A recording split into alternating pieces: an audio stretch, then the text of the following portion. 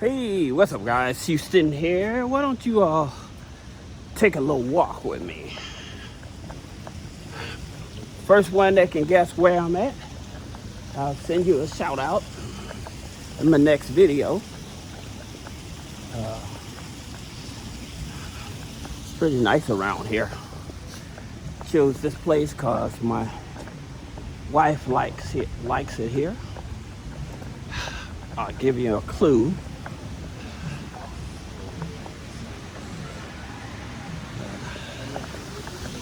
So hope that helps you out.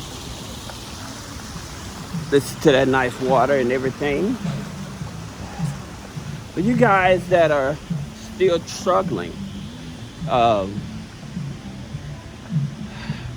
gonna tell you something that I continue to tell people. When you're still struggling to get credit cards, even with bad credit, you have to check your credit file.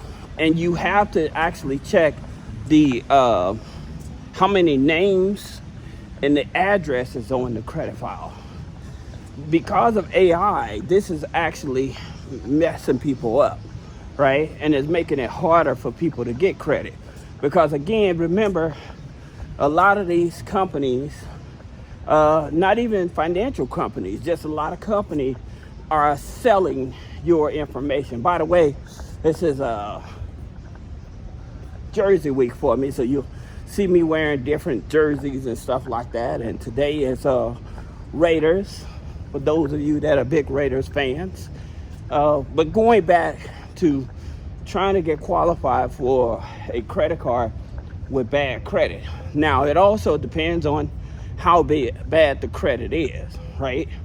But one of the bigger things, even with bad credit, one of the things that's holding a lot of people back is because not even the credit score. It's because you may have like multiple names on your credit file. You may have a misspelling of the name on your credit file. Then when you look at the address, okay? Remember, I continue to tell you all, those third-party credit bureaus, they are definitely messing a lot of people up, okay? And it's very necessary for you all to pull your credit file from those third-party credit bureaus, all right? Now, I'm gonna tell you the third-party credit bureaus that most of these financial institutions, especially when you're talking about these secondary and worse off, these high-risk type of lenders and stuff like that, because they're not dealing with the major credit bureaus. And because they're not dealing with the major credit bureaus, man, they got the pool closed. Let's see what's going on. All right, so from the 12th through the 26th, that sucks. But the Lazy River will be open from 8 a.m. to 4 p.m. But I wanted to get over there to the jacuzzi. You know, come outside and check out the jacuzzi, right? Just to be able to get some nice relaxation. That being said, going back to what's happening, these third-party credit bureaus, all right? So with these third-party credit bureaus, I'm gonna take a seat right here, all right? So with these third-party credit bureaus, I'm talking about like Clarity, which is owned by Experian, DataX, which is owned by Equifax, okay? You have Factor Trust, which is owned by TransUnion, Teletrack, which is owned by Equifax, all right? Then, of course, LexisNexis. Now, for most of your bad credit cards, they're not going to be pulling from LexisNexis, all right? However, they will be pulling from the other third-party credit bureaus. And people are saying, well, I can't even get this here card. Again, you need to check the name, okay? Whatever the name you put on that application, that's what they're going to reference to. So when you push send and that name is not coming up, that's the reason you're getting denied. So they didn't even get a chance to even look at the credit score or what type of trade lines on. It's just the name. I'll tell you another thing. Look at these. Look. What kind of bird is that? There's a couple of them too. Hey. That's scary. I wonder what kind of bird is that. Going back to what I was saying, that like I said, the name. Get these keys out of my back pocket. But mess up my clothes. Hey, what's up, man? All right. So with these third-party credit bureaus, they're not even given the chance to look at the credit score. All right. So where you thinking like, oh, it's because of my credit score? No. They haven't even had a chance. It's because of the name. That your name is being flagged because it's not the same name that's on that application. And this is what I keep on telling people. When you're trying to get funding and stuff, you have to make sure that information is correct, right? So even if you're going for even sometimes with Capital One, right? Again, when they're pulling from third-party credit bureaus just to match up the information, and you get denied. And the thing about it, we all know that with Capital One, they will easily give you a second and third chance. If you screw over Capital One, they still will give you a second or third chance with a credit card, right? And that's the reason why I'm telling you, if you're getting denied for a company like Capital One or whatever, you need to check that credit file, all right?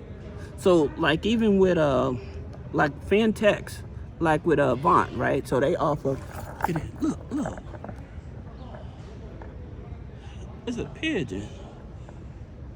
Well, I hope he don't mess on me. Dang. I hope he good. Y'all see that?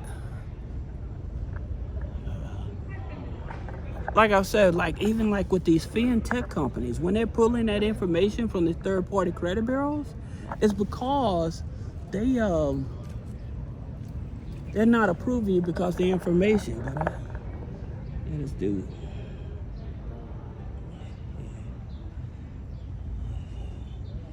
They smell the food and see the noise, huh? All right. That's cool. As long as he stay over there, I'm good. Like I said, the fintech companies, that's another thing that can be screwing you up too, because the fintech companies, when they're cross-referencing information, that's actually stopping you from getting approved for bad credit cards and stuff like that. I know a lot of people, they're like, well, that don't work.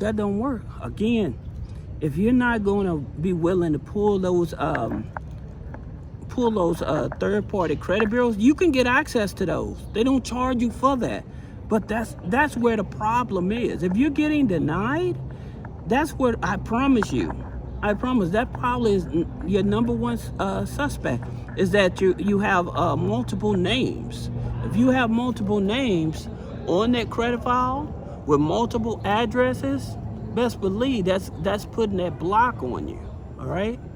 And so, like I say, you all hear me talk about different credit cards for bad credit and stuff like that. And again, these credit card companies, they're very flexible. But if you're not willing to correct the information, and remember I tell you all about the addresses and stuff like that, where you would stand at apartment A for 2 years and then you just moved to apartment B, that stuff really hurts the credit file. And unfortunately, a lot of people, they're not calculating that. They're just saying, oh, it don't work. So even if you have low income, again, they're not calculating that. If they can't get past what's really happening on the file, it's not going to work. Okay? So, anyway. So, anyway, I wanted to finish sharing with you all, like, this place. Well, I'm in Vegas. if some of you all haven't had a chance to figure out, I'm in Vegas. It's NFL Jersey week. Hey, what's up, man? And so all my content, you'll see me rocking different jerseys and stuff like that. So I hope this video helps you understand. It's not that I'm just throwing out credit card companies and stuff, telling you stuff. The reason you're not getting approved has nothing to do with your credit score, has nothing to do with your income. All right? So I hope this helps you. If you have any questions, click the link in the description. Schedule a one-on-one consultation. I'll see you in the next video.